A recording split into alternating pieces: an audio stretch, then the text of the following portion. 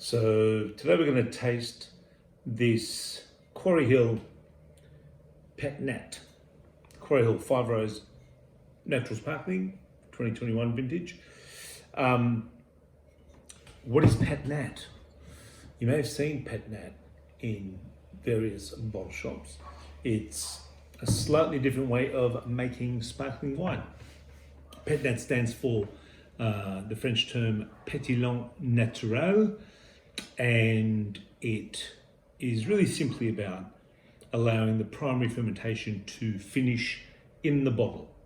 So once the fermentation starts, the wine is then bottled at some stage before the fermentation is complete, and a crown seal is put on, and the fermentation finishes in the bottle. And because the crown seal is on, the gases produced by the ferment are trapped and they become bubbles. A slightly different way of making sparkling wine. Part of the, in inverted commas, natural wine movement, and can produce some really interesting sparkling wines. So this one comes from the Quarry Hill winery. The fruit is from Canberra district. The grape in this bottle is Sauvignon. Sauvignon has a really interesting history in Australia. It's a French grape, of course, and a lot of the Sauvignon planted in Australia was originally thought to be Albarino because of a mistake at the nursery when the first vines were sort of propagated and then bought and planted in various vineyards. DNA testing since then has shown that a lot of those Albarino vineyards were actually Sauvignon, and so a lot of wines that were previously called Albarino in Australia weren't. It was a bit of a kerfuffle. Anyway, people are still growing Sauvignon. It can be a really interesting grape. In this case, they've turned it into a Pet Nat. This is made by Alex Mackay from Collector for Russell Kerrison, who has Quarry Hill. Now, the first thing you'll probably notice about the bottle is that the wine is cloudy. Now, most Pet Nats are going to be cloudy because of the lees that remain in the bottle after they've finished converting the remaining sugars into alcohol.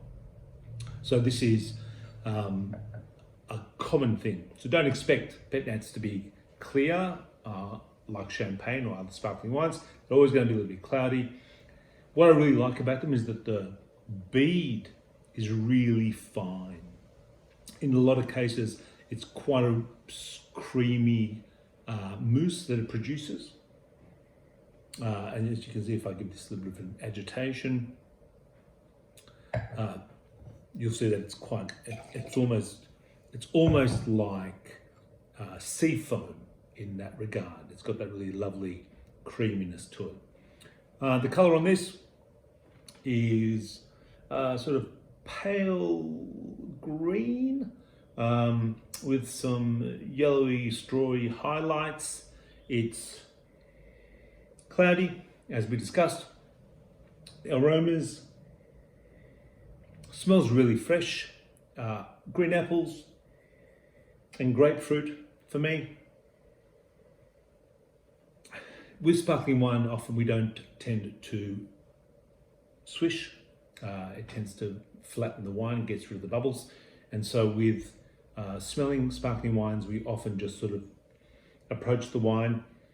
And because it's already got bubbles in it, in itself, it's aerating. So in itself, you should be able to detect the bouquet from a further distance than you might a still wine.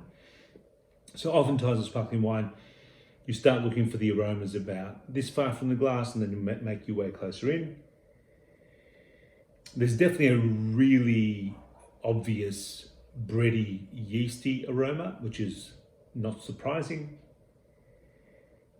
But those fruit aromas are very much there as well. So those apples and those grapefruits. Okay, on the palate.